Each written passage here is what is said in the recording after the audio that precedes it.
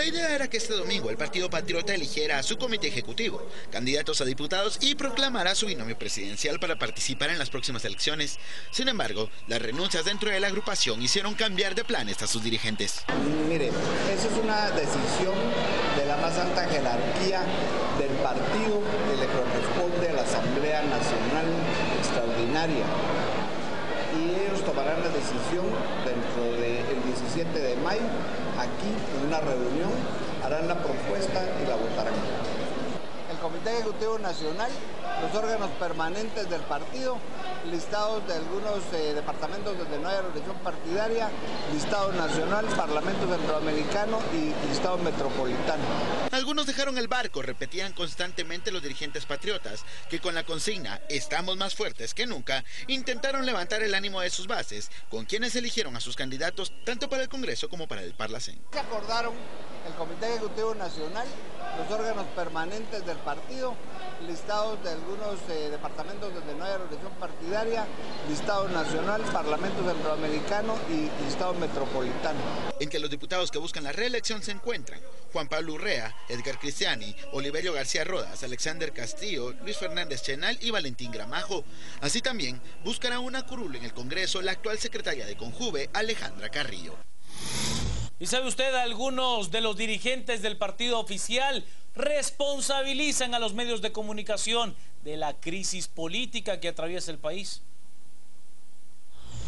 Renuncias, salidas y la búsqueda de un nuevo binomio presidencial para el Partido Patriota son culpa de los medios de comunicación, según aseguraron sus dirigentes a las personas que asistieron a la asamblea donde proclamaron candidatos a diputados. Los medios hablan todos juntos de una sola situación, hay que temerles porque hay agendas ocultas. Y lo termino diciendo el mismo dicho. Así también, al ser cuestionados sobre la participación de miles de guatemaltecos que ayer exigían la renuncia de la vicepresidenta y exsecretaria general del Partido Patriota, Roxana Valdetti, solamente se limitaron a decir que la gente está en su derecho. Las expresiones del pueblo son respetadas, eso debería hacerse más seguido. Somos respetuosos de la libertad de la opinión y la diferencia hacia el pensamiento. Pese a que no contaron con la presencia de Valdetti ni de otros dirigentes que han renunciado a la agrupación, el partido asegura que le brindan todo el apoyo a los gobernantes, mismo que se expresó con algunas pancartas que simpatizantes llevaron a la asamblea. Al concluir la asamblea del Partido Patriota, quien dio declaraciones fue el ministro de Gobernación, Mauricio López Bonilla, quien dijo pues que ante las denuncias de miles de guatemaltecos sobre el bloqueo de señal de teléfonos celulares durante la manifestación pacífica del sábado, pues el ministro dijo que es absurdo pensar que ellos bloquearon la señal cuando colocaron tan solo cámaras de videovigilancia. Ministro, ¿verdad? Eso de que colocamos bloqueadores es un absurdo. Y lo digo con toda la responsabilidad del caso, ¿sí? Y no voy a responderlo yo desde el punto de vista técnico porque lo puedo explicar, pero van a cuestionar, van a decir que pregúntenle a las telefónicas qué ocurre cuando hay una concentración de utilización de equipos móviles. Se sobresatura, eso es lógico.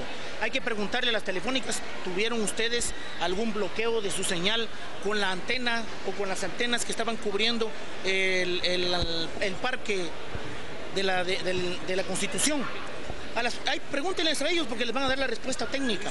No existió nada de eso.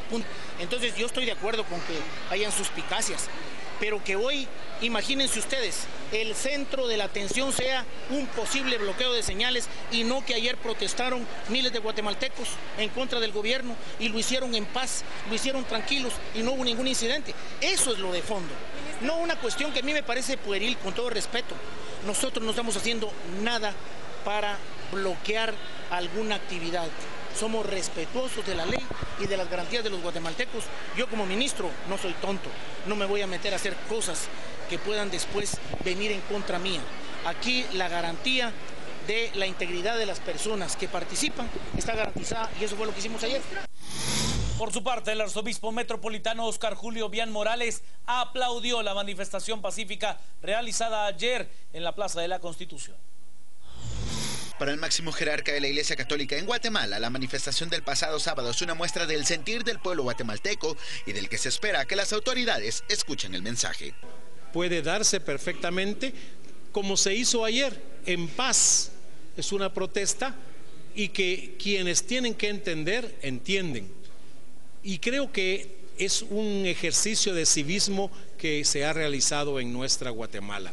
Y ojalá que el día de mañana sea igual, no para armar problemas, no para hacer cosas partidistas, sino para que el pueblo se logre expresar. Nosotros decimos a buen entendedor, pocas palabras. Sin embargo, para Bian es necesario que no se pierda la atención del caso de defraudación en la SAT y que tampoco se desvíe la atención del caso MDF, pues los dos deben ser esclarecidos y sobre todo que los responsables respondan por sus actos. Un problema va a opacar el otro o un problema va a hacer desaparecer al otro. Tienen que solucionarse los dos problemas, ir adelante con los dos, no ahora desaparecer lo de la línea por lo otro o al revés. Porque muchas veces, como hacemos en Guatemala, hay llamaradas, pero puro humo y después todo queda igual. Ante todo, recordemos que lo esencial de esta gente es devuelvan lo que se han robado, devuelvan lo que es del pueblo de Guatemala. El arzobispo metropolitano hizo un llamado a que si las marchas de protesta contra el gobierno continúan, se sigan realizando de forma pacífica. Las noticias nacionales fueron presentadas por Azúcar de Guatemala.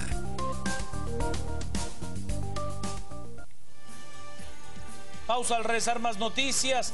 Quédese con nosotros, estamos en vivo a las 8:45.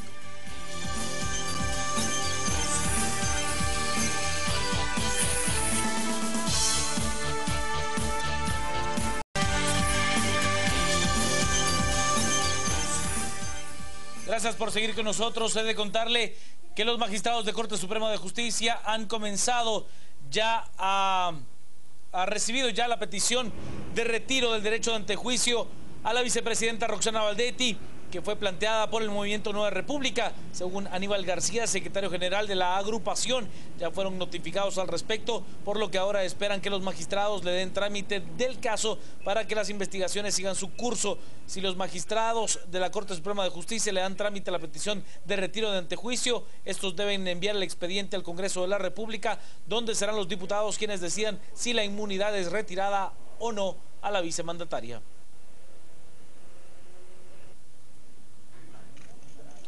Por su parte, la abogada Ana Lucía Lejos interpuso un recurso de exhibición personal ante el juzgado de turno de la Torre de Tribunales para solicitar que un juez se apersone a 8 propiedades de Roxana Baldetti y se busque allí a Juan Carlos Monzón. Lejos asegura que es muy probable que Monzón esté retenido en una de estas casas y que por temor a perder su vida no se ha entregado a la justicia, por lo que ahora un juez de paz tiene 24 horas para apersonarse a estas viviendas y verificar si en alguna de ellas se encuentra Monzón. El señor pueda estar cohibido en sus derechos, que deba estar en una de las propiedades de la vicepresidenta, porque definitivamente si el señor Juan Carlos Monzón es presentado ante los tribunales de justicia, nos va a proporcionar de toda la información que Guatemala necesita para que se haga justicia dentro del caso de la línea y se siente un precedente para que los gobiernos no vengan a robarse los impuestos del país. Tenemos preocupación de que pueda pasarle algo al señor Juan Carlos Monzón Rojas en virtud de la información que él posee y de todo lo que pudiera declarar. Tenemos el caso claro de los policías que estuvieron involucrados en el caso del Parlacén, que fueron asesinados en el Boquerón justo antes que rindieran su primera declaración, razón por lo cual es que estamos haciendo uso de las leyes de Guatemala. La exhibición personal se le tienen que dar trámite, se debe localizar al señor, se debe poner a disposición de los tribunales de justicia y no puede exceder de un plazo de 24 horas. Sigamos con las noticias más importantes del día y he de contarle que luego de la polémica restauración practicada en el mes de mayo del 2014 la consagrada imagen del Cristo yacente del Templo del Calvario, en el cual tanto el expárroco de ese lugar, Héctor Corado, y el restaurador Ramiro Irungaray quedaron libres de los cargos de depredación al patrimonio cultural de la nación. La imagen será llevada este lunes a los talleres de restauración del Instituto de Antropología e Historia IDAE. Según las nuevas autoridades del templo, para esta ocasión sí se cuenta con todos los permisos de los entes indicados para llevar la imagen a restaurar. Por este motivo, este domingo la misma fue puesta en veneración de la feligresía previo a ser trasladada. Aún se desconoce el tiempo exacto que durará la restauración, pues de acuerdo a los estudios presentados por el IDAE, la pieza tiene más de 3 siglos de antigüedad y presenta serios daños en su estructura.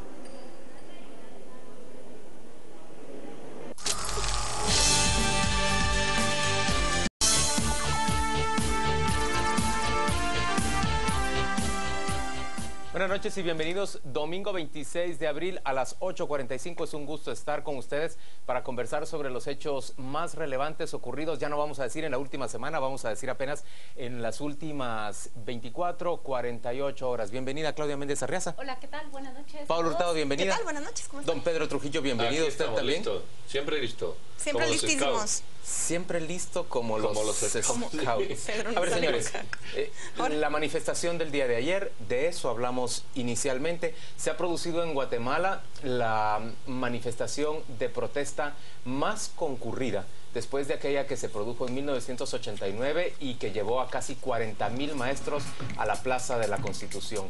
Los cálculos más conservadores nos dicen que entre 15 y 20,000 personas marcharon ayer y se encontraron reunidas en la Plaza de la Constitución para exigir el cese a la corrupción, pedir la renuncia de la vicepresidenta de la República, Roxana Baldetti, y pedir la renuncia también del presidente Otto Pérez Molina. Usted en la Plaza de la Constitución encontraba a todo tipo de personas en términos de estrato social. Había desde personas de muy escasos recursos hasta auténticos millonarios reconocidos en Guatemala. Se encontraban también todo tipo de pensamientos ideológicos, desde la más extrema derecha hasta en buena medida la más extrema izquierda, que en estos momentos puede usted ver representada en el escenario político guatemalteco. Se trata de una manifestación que se produjo poco más o menos de manera espontánea y para la cual no me dio, como sí en aquella que yo le mencionaba a usted de 1989, la intervención y la convocatoria de ningún gran sindicato o de ninguna gran asociación.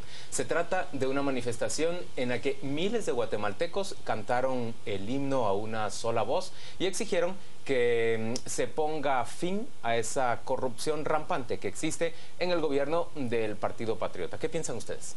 Yo debo hablar de la vivencia que tuve cuando me acercaba a la Plaza de la Constitución y se iba incrementando el ruido de la gente que estaba congregada.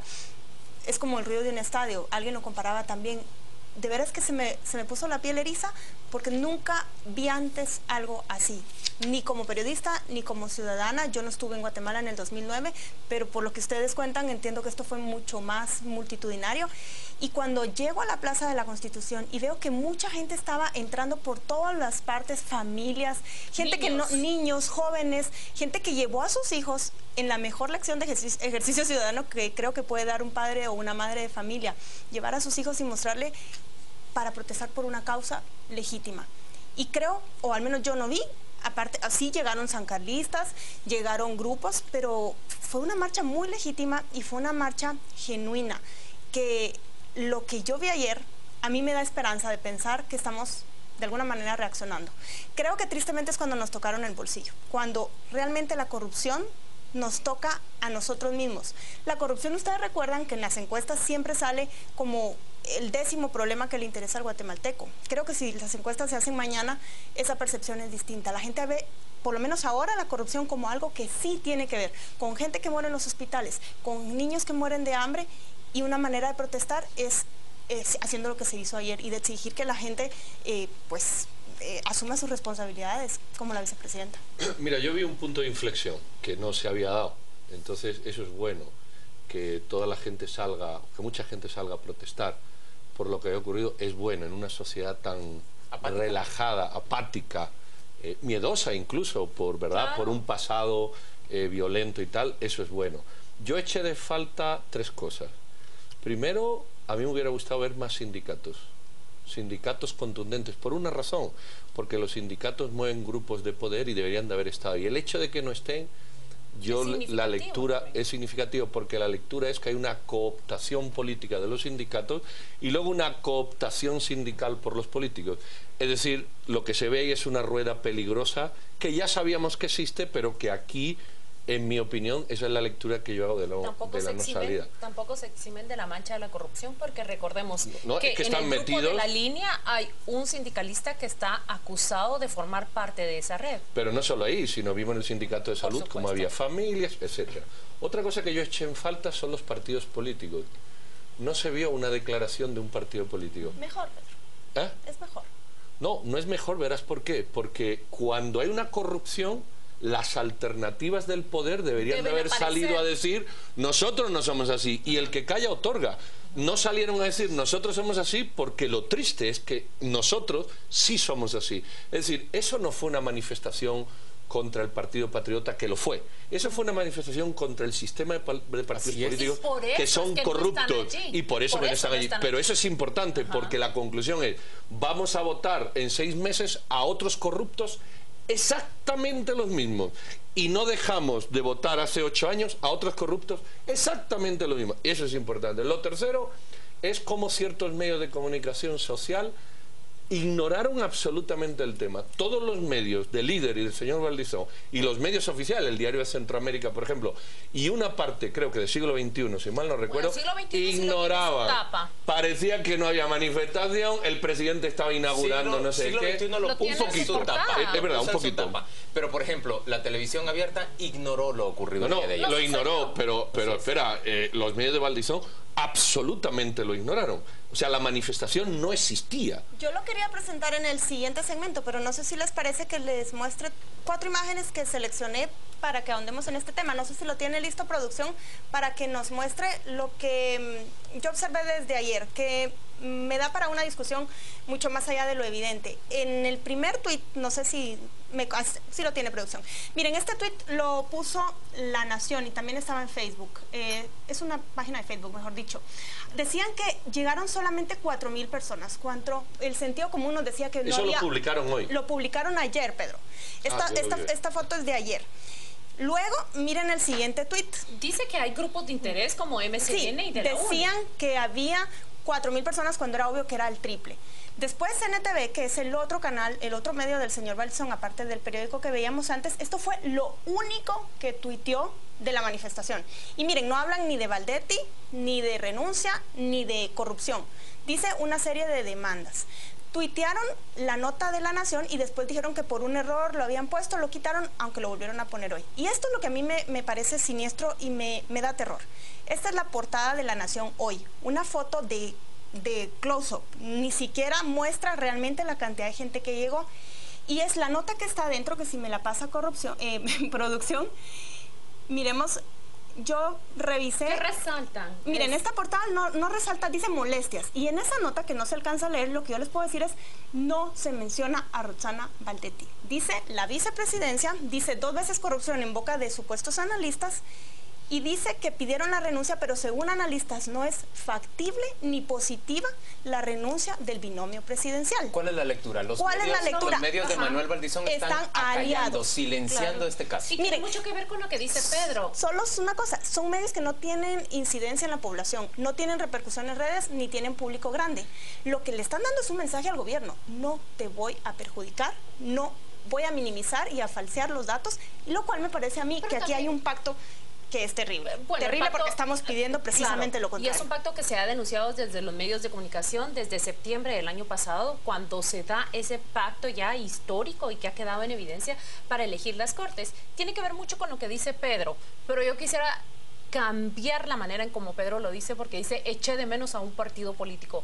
Yo creo que no es echarlo de menos, es interpretar ese silencio, así como nos sugiere Paola, interpretar esas coberturas. ¿Qué significa que los medios que pertenecen a ese consorcio o ese grupo que se asocia con Manuel Valdizón y líder apenas toquen al partido de gobierno? ¿Qué significa que ningún partido político use la tarima y aproveche esa multitud y aproveche el momento para también denunciarlo? Es que justamente la protesta es contra el Partido Patriota, es contra el partido de gobierno, es contra el presidente y la vicepresidenta, pero es contra todo un sistema. Y yo creo que la inflexión acá no solo es en este corto plazo. Tengo yo muchas preguntas. Por ejemplo, ¿habrá una siguiente convocatoria? ¿Es esta la primera y única marcha? ¿O habrán otras sucedáneas que habrán de generar esa misma presión? Pero la inflexión más importante creo que se marca para el proceso electoral siguiente. Creo que ya lo cambiaron completamente, y también es un mensaje para el partido de gobierno, para la siguiente administración. Yo creo que yo creo que el sistema está procurando protegerse. Exactamente. ¿A qué voy yo?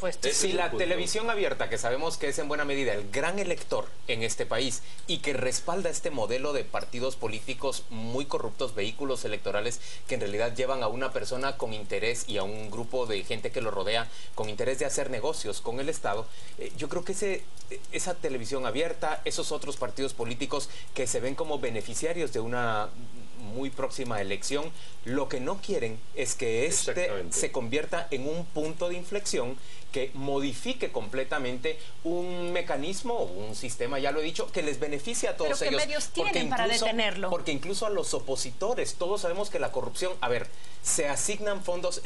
¿Qué día fue, Paola? El lunes le preguntábamos aquí a Alejandro Sinibaldi, ¿por qué razón pactó usted asignaciones en el presupuesto nacional para aprobar el presupuesto? Pactó asignaciones que favorecen a empresas constructoras que están vinculadas o son cercanas a los intereses, por ejemplo, económicos de los hermanos Valdizón. Si sabemos que aquí hay un sistema corrupto en el que se benefician incluso quienes no están en el poder, llegan al poder ya habiéndose convertido en gente muy rica gracias a ese modelo profundamente corrupto que permite que de las empresas constructoras, de las empresas que proveen medicinas también, salgan grandes cantidades de dinero en efectivo para financiar las campañas. Se han hecho incluso independientes del poder económico en el país porque se han cobrado autonomía gracias a ese financiamiento del presupuesto nacional. Lo que yo veo, así como dice Pedro, bien puede ser un punto de inflexión, un momento de inflexión para ese sistema, pero veo al sistema muy asustado y tratando de protegerse. Los demás partidos... Yo lo miro asustado y en silencio en este momento, pero aún no se ven esas acciones en las cuales se va a replegar el sistema, encostrar y protegerse de eso. Al menos hasta ahora, ¿cuáles acciones? Por eso no salieron. Es que Juan Luis lo ha descrito muy bien. Los políticos saben que el sistema, el sistema está hecho para que la corrupción exista. Desde el momento que un diputado le cuesta su plaza entre 2 y 7 millones, está hecho para que la corrupción se dé. Entonces, ningún diputado, ningún partido político quiso ahondar en esa brecha porque el ciudadano puede seguir reproduciendo el modelo y entonces lo que va a destruir es cualquier partido político que entre en el sistema. Y eso es la llamada a los ciudadanos. El gran incentivo que tienen los partidos para llegar a ese poder no es el poder per se, es todo el sistema que le permite el acceso al dinero. Por eso los demás están callados. Pero están siniestamente callados. Es que ese silencio no es solo de alianzas. Y 30 años después, temerario. Lo que vemos con la pregunta que ustedes le plantearon aquí a Alejandro Sinibaldi el lunes pasado es prácticamente los partidos políticos se convirtieron en empresas, decíamos hace 15 años. ¿Pero empresas de qué? Empresas gestores de toda una estructura de negocios a través del Estado. Es que aquí es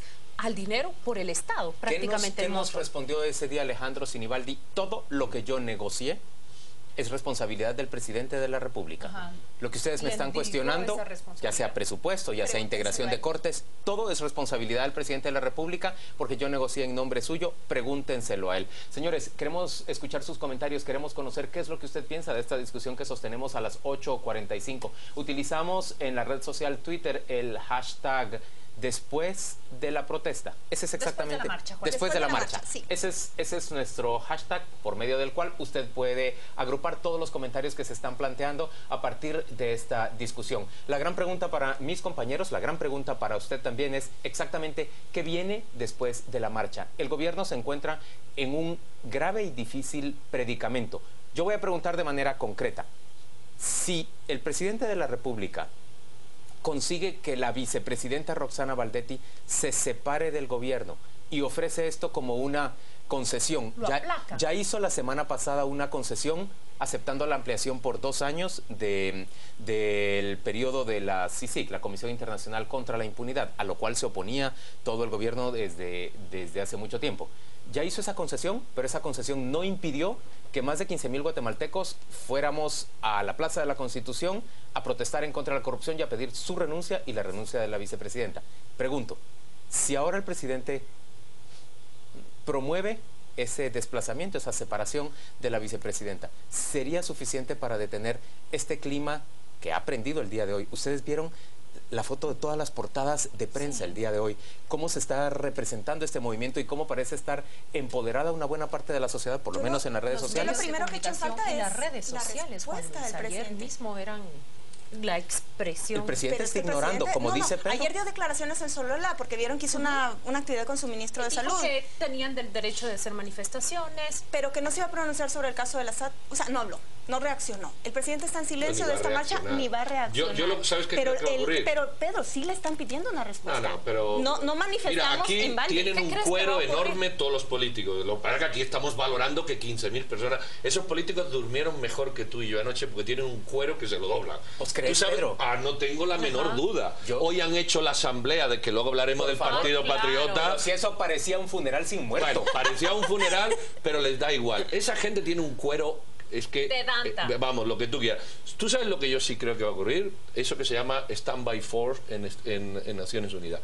La vicepresidenta le van a decir que se calle una temporada, pero nada más. Es resistencia. Pero nada más. Mira, cállate, vete de viaje, vete a hacerte un lifting, vete a ingresar dinero, vete de paseo a Disney, o vete a tu finca y cállate, o enférmate. Y le van a hacer un paréntesis. Este país, cuando el día 2 de mayo convoque las elecciones y empiece la vorágine electoral, los ciudadanos nos volvemos a dormir y el sistema, el dinosaurio, cuando despertemos en septiembre, pero ahí sigue. Pero señores, el 1 de mayo vuelve a haber marcha. Es la marcha por el Día del Trabajo. Sí, esa marcha, ¿creen ustedes que va a volver a reflejar? No, los sindicatos la monopolizarán. Depende, porque esa es justamente una marcha que toda la vida ha tenido un motivo, a menos de que nuevamente la ciudadanía salga a apoderarse de esas calles, a apoderarse de la consigna y decir, pues en el Día del Trabajo también reclamamos un final, el cese a la corrupción. Nuestro compañero Hugo Novales proponía hoy que fuera el 2, el día de la convocatoria de elecciones. Yo creo, apoyo y refrendo esa moción, creo que deberíamos de salir el domingo,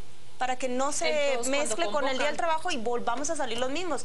Y creo que no deben estar los partidos, creo que ellos deberían estar, si quieren pronunciarse, por su cuenta, pero no en un movimiento legítimo. Claro, de te ciudadanos. preguntas quién va a administrar todo esto, ¿verdad? Vamos a ir en este momento a la pausa comercial, volvemos dentro de muy poco con mucho más que discutir. Hoy domingo a las 8:45, hoy se produjo la Asamblea General del Partido Patriota, una asamblea que ya sabemos que habrá de ser relativamente enmendada por una asamblea extraordinaria que ya está convocada también. Vamos y volvemos muy pronto.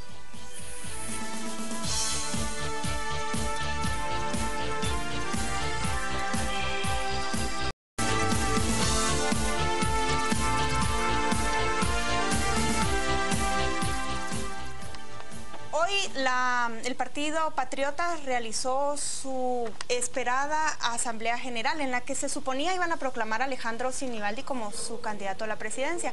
Él renunció apenas hace unos días y el Partido Patriota hizo esta reunión sin tener prácticamente un precandidato, al menos no alguien que quieran mostrar todavía. El gran ausente fue Sinibaldi, pero también Roxana Baldetti, que recuerdan ustedes perdió la Secretaría General del partido precisamente por la promoción de Alejandro Sinibaldi. Mauricio López Bonilla fue el actor principal, él quedó electo como secretario 1. Valentín Gramajo, que es el jefe de bancada del PP en el Congreso, es el secretario general. El hijo del presidente y alcalde de Misco, Otto Pérez Leal, fue electo secretario adjunto 2 y la ministra de Ambiente, paréntesis, la que avaló la compra de líquido para el lago de Amatitlán, es la secretaria adjunta 3. Entre los cuadros que presentan, por lo menos ahora, el Partido Patriota para ir al Congreso de la República está, por ejemplo, Valentín Gramajo, Germán Velázquez, que es secretario del gobierno y fue antes director del Infom, y Oliverio García Rodas. En el listado distrital está la asistente personal de Roxana Baldetti, que fue la que viajó con ella a Corea del Sur, Daniela Beltranena, una joven de 20añera, que es prácticamente la persona inseparable de la vicepresidenta. Ella seguro sabe mucho del caso de Monzón, pero no fue de eso que le preguntaron los periodistas hoy. Juan Pablo Urrea está en la posición número 1 y en la posición 3 Edgar Cristiani, los dos diputados del ala de Roxana Baldetti. ¿Qué ven ustedes en esta asamblea, aparte de que dice Juan Juan Luis, que fue un velorio sin muerto. Unas caras largas, Paola. ¿Ves que están levantando el puño, pero no hay una risita, no hay un poquito de alegría? ¿Qué diferencia con aquella gran actividad que hicieron en la Plaza Central, en donde bailaron el caballito de palo, y todo parecía jolgorio? Pero que ahora nos ha dicho Alejandro Sinibaldi que a él no lo puso contento porque se promocionó más la imagen de Roxana Valdetti que la suya. En términos generales, yo creo que el Partido Patriota tuvo que cumplir el día de hoy con un requisito, pero que no siente ninguna alegría. Bueno, ahí hay una risita del ministro... Y de Anabela también. De Anabela de León, la señora que es registradora, y del ministro de Trabajo, Carlos Contreras. Yo me pregunto, estas personas, ante la manifestación que produce el día de ayer, y si va a seguir en crecimiento esta sensación, esta expresión de rechazo hacia el gobierno, ¿seguirán sintiendo cómodos de pertenecer a una administración que es ya catalogada como la más corrupta de la historia? Mira, yo lo que veo aquí más de eso es, tú pon la lista del comité ejecutivo, pon la lista de los diputados del Distrito Central y de Guatemala. ¿Y entonces? Y ahora analiza quiénes se quedan descubiertos. Solo se quedan descubiertos 3 personas.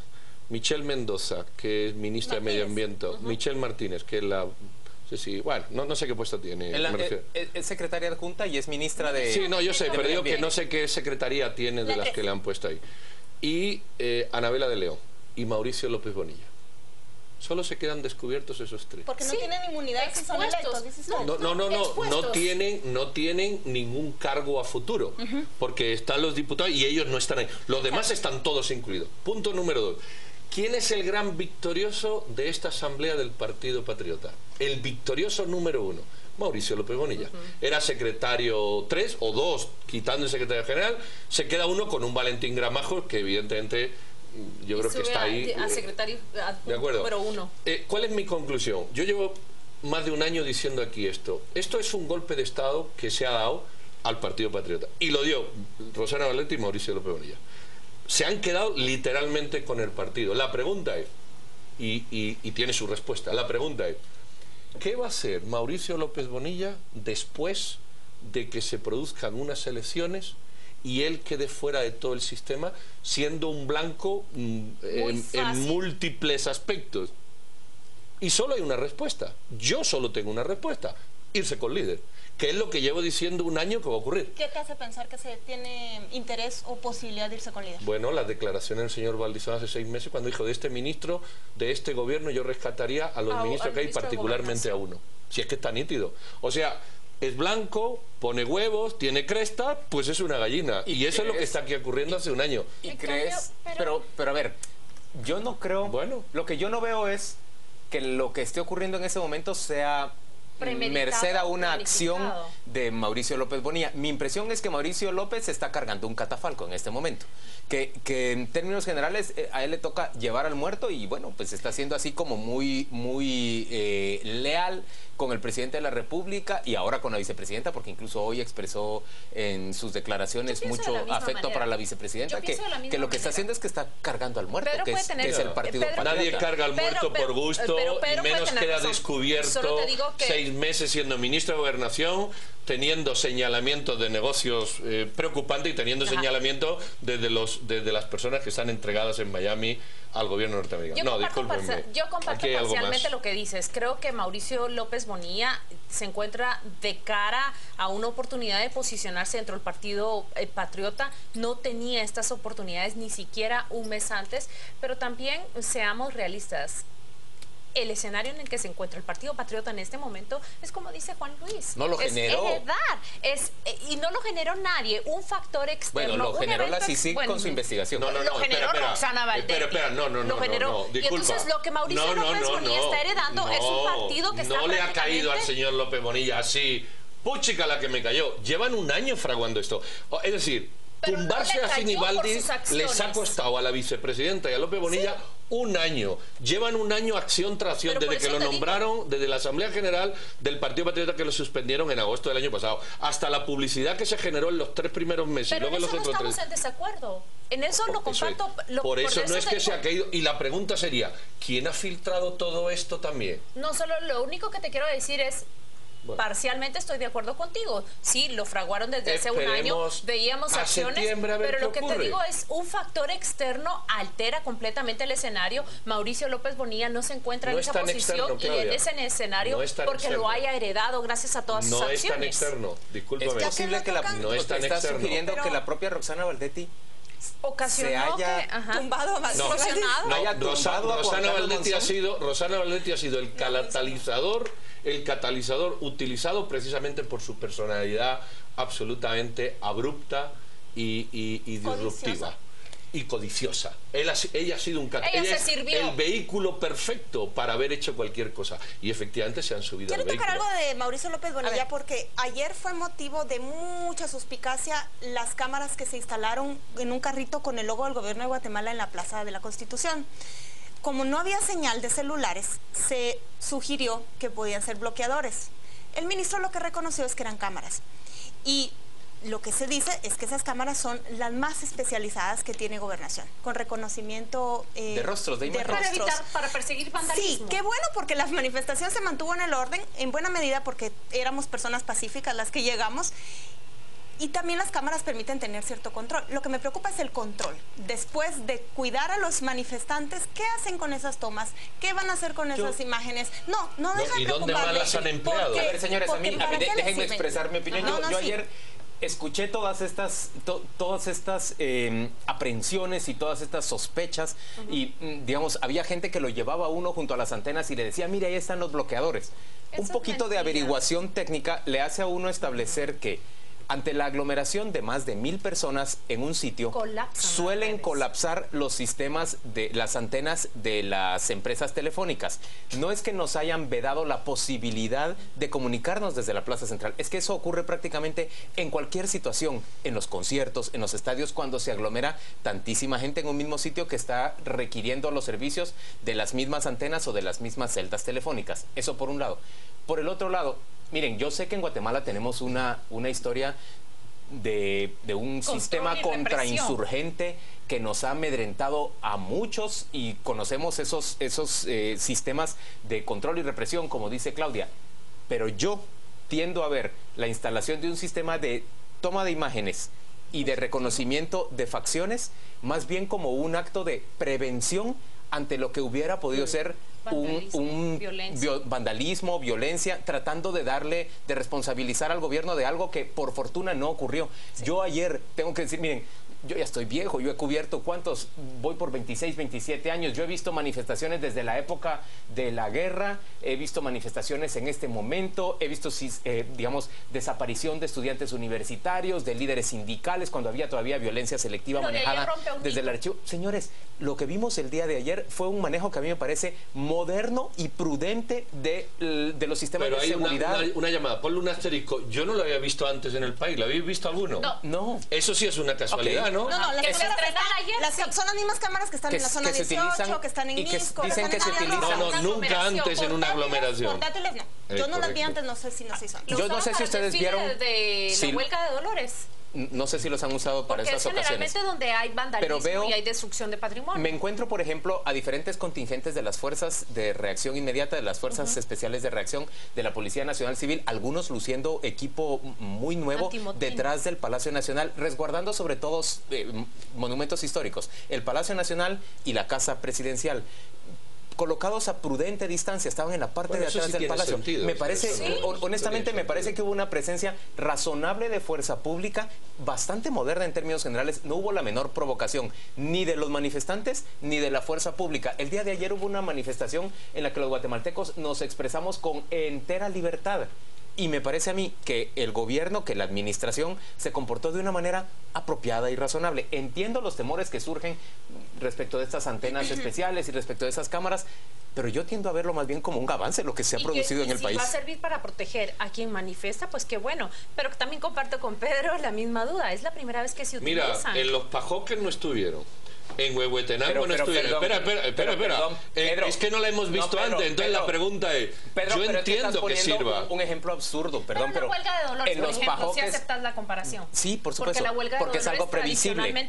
Los pajoques. La pregunta es, ¿la habéis visto en alguna de las manifestaciones de este país antes? Yo no lo había visto. ¿Son muy nuevas? Pero que yo tampoco fui nunca a una manifestación antes. No, pero ni tú ni nadie. Mira, porque no ha habido una fotografía antes de eso. La pregunta es, ¿o son muy nuevas o curiosamente las pusieron ahí? Y yo entiendo que puede ser una medida preventiva. Yo no discuto que puede ser una medida. La pregunta es, ¿por qué no es preventiva en otros eventos? Esa es la pregunta. Yo creo que la duda está. Y si la siguen usando, qué bueno.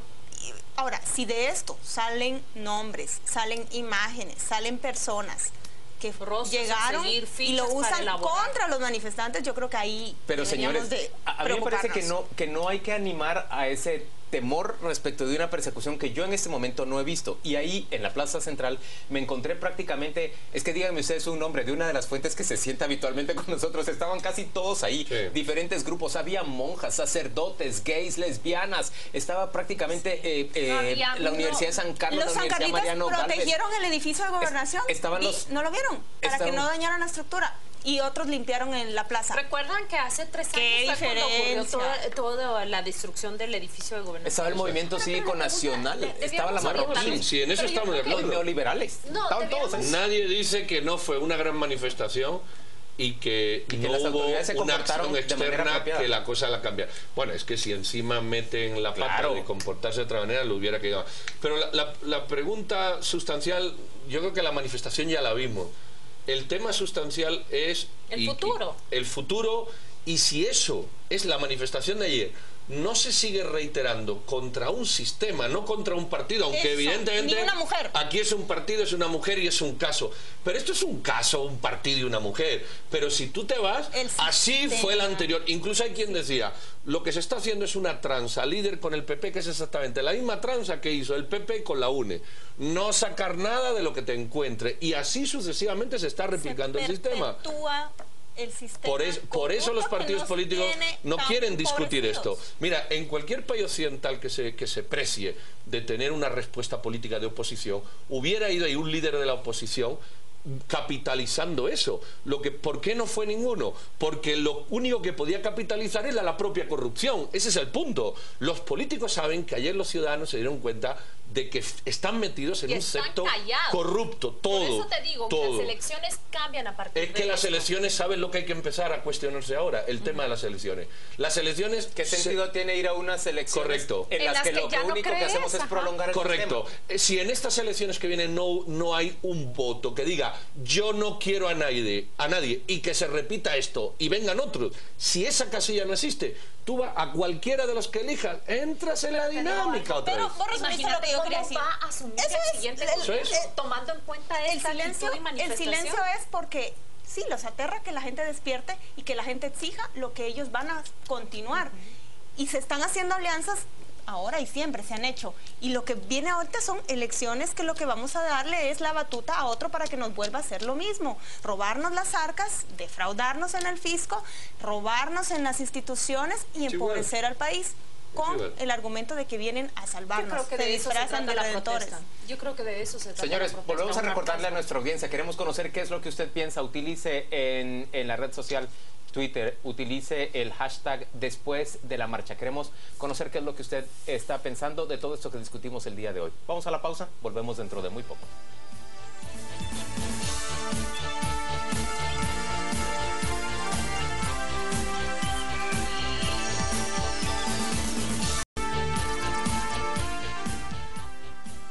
De vuelta este domingo 26 de abril a las 8:45. Hoy recordamos que 17 años atrás fue asesinado Monseñor Gerardi. Justamente en una noche como esta, será un día domingo, 17 años después, vuelve a repetirse en el día exacto. La fecha exacta fue poco después de las 9 de la noche que fue asesinado el obispo que había dirigido el proyecto de recuperación de la memoria histórica. Y rápidamente le digo que queremos darle las gracias a nuestros televidentes por su enorme actividad en la red social Twitter. Ya somos en este momento el hashtag después de la marcha. Es el tema principal, el trending topic número 1 referente a Guatemala. Estamos conociendo en este momento qué mensajes nos envía. Claudia Méndez puede presentarnos algunos de estos. Vamos a leer apenas uno o dos que tengo acá en mi pantalla. Por ejemplo, Ángel Contreras nos dice: ¿y qué viene ahora? Me gustaría saber qué piensa Otto Pérez y Valdetti. Si se va, ¿quién subiría? Dice Ángel Contreras. Juan Ramón Ruiz ha enviado repetidos tweets a esta mesa y dice: no insistan en que los políticos no estuvieron presentes, porque sí llegaron de varios partidos. Lo que nosotros tratamos de decir acá es que no elevaban una bandera partidaria. Dice él que llegaron de WINAC, de todos, de Encuentro por Guatemala. Nos dice Eric Mesa: yo sí quiero que, qué bueno que hubieran más marchas. Saludos y buen periodismo a todos. Claudia Palma nos escribe que se investiga en otras entidades del Estado, y son 4 los mensajes que están acá en mi timeline. Hay preguntas para lanzarle a nuestra audiencia. Por ejemplo, ¿asistiría usted a una nueva manifestación? ¿Asistiría usted a la convocatoria de una nueva protesta en contra de la corrupción y de este sistema que en buena medida abusa y ahoga los tributos que los guatemaltecos le damos al fisco? Bien, esa es una buena pregunta, y también decir que muchos televidentes están preguntando por el día de mañana, esa manifestación fantasma que se corrió por la web. Lo único que hay es que era una manifestación fantasma. Yo creo que lo mejor que puede pasar mañana es que todos nos levantemos con... Bueno, no iba a decir con la normalidad porque es lunes y los lunes no son normales. Pero vamos, con la normalidad de los lunes. Es decir, levantarte agotado, cansado y empezar la semana con espíritu constructivo. No hay ningún indicio. Ningún indicio, pero además, aunque lo hubiera, que no lo hay, deberíamos de hacer lo más normal posible, porque es la manera también de contrarrestar esos grupitos que quieren generar una dinámica perversa. Y lo que sí habría que ver es... Pero aparte infundiendo temor, ¿no? Por eso lo mejor es, no, vamos a trabajar con absoluta normalidad. Y la segunda parte es, sí hay que generar más manifestaciones. Yo creo que una al mes de aquí a septiembre, pero no ya contra esta corrupción puntual, que es bueno hacerlo, sino contra el sistema y los políticos en general, que están enterados de esto hace mucho tiempo. Pero y las hacen marchas este son juego. como el periodismo, pegan más las noticias cuando tratan de una persona en específico, cuando tienen una historia. ¿Sí? Aquí la historia se llama Roxana Valdetti, Juan Carlos Monzón y toda la cuadrilla. Hagamos una pregunta si respecto a se eso, tocan Paola. términos abstractos. Hagamos una pregunta. ¿En dónde se encuentra Juan Carlos Monzón? ¿Qué ha sido de ese secretario privado de la vicepresidenta que ha desaparecido prácticamente sin dejar rastro? El ministro del habeas corpus que se ha presentado este fin de semana para saber de él. Piden que se revisen todas las propiedades o las fincas de Roxana Valdetti. Uy, no terminarían a saber en cuánto tiempo. A mí lo que me dijeron es que este señor... Si se revisan todas. No alcanzan los 35.000 policías. Hizo un para curso revisar. militar en Honduras y por ahí viene el vector hondureño. Si yo tuviera que resumir por los informes que han mandado, ese señor está en Guatemala, que es el lugar del mundo donde puede estar mejor protegido. Se llama Guatemala. No se llama Panamá, ni se llama Kazajstán, ni se llama Kamandú, se llama Guatemala.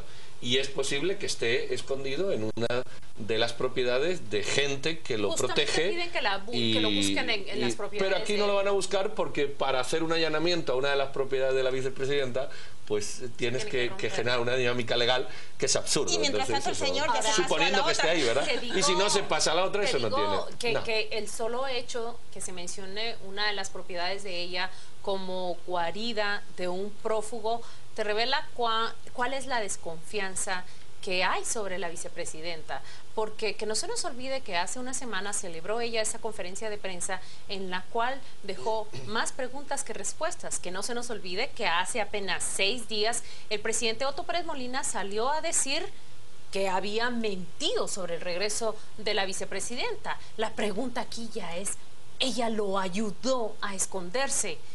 ¿Provocó ella la huida y que él se convirtiera en prófugo? ¿Las aduanas no estaban intervenidas por el ejército desde hace un año? ¿Recordáis aquella conversación aquí? No, es que el ejército se ha puesto afuera. Y dije, eso no sirve para nada. No, es para revisar. ¿Recordáis aquella conversación?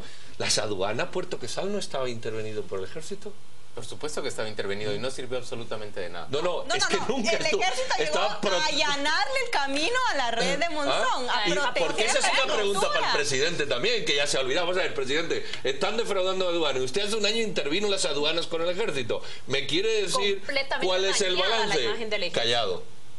Señores, a mí me parece que es importante también que le contemos a nuestra audiencia que el próximo día 5 de mayo va a conocerse la sentencia que se dicta en contra de Marjorie Chacón, esa mujer de Barberena, Santa Rosa, que fue identificada por Estados Unidos, por las autoridades estadounidenses, como la principal lavadora de dólares de la región centroamericana, la principal lavadora de dinero proveniente del narcotráfico. Una mujer que se ha convertido en una...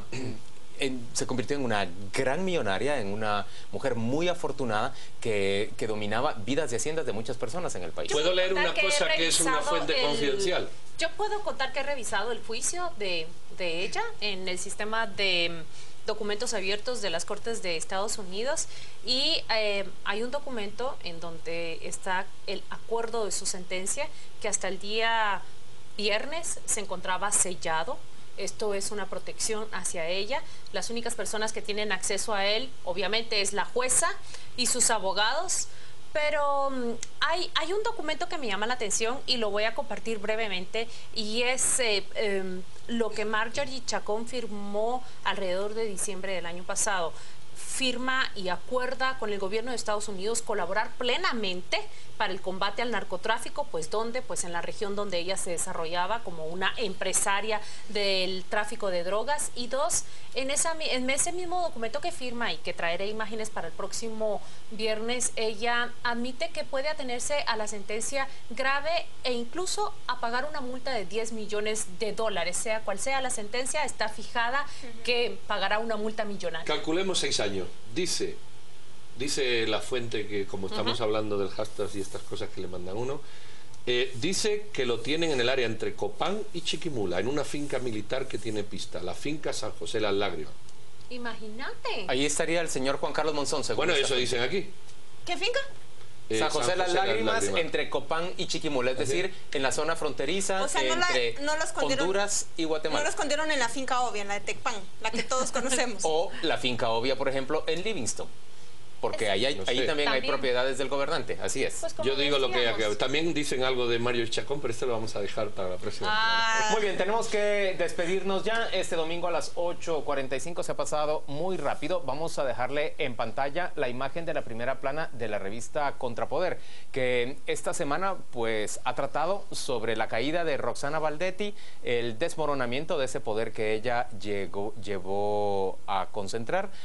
Es una revista que prácticamente se encuentra agotada. Hay todavía algunos ejemplares en diferentes puntos de la red de más de 300 establecimientos que venden Contrapoder, pero además usted puede descargar la edición completa de esta revista por medio del App Store si usted usa aparatos de Apple, o puede usarlo también por la red de Google Play. Puede usted bajar y comprar la edición de esta semana, que por cierto es la edición número 100 de Contrapoder. Señores, esto ha sido todo por hoy. Muchas gracias por acompañarnos. Le deseamos a usted un feliz descanso y sepa que arrancamos una semana de 4 días hábiles, pero sin duda de mucha agitación y de muy animada acción en Guatemala.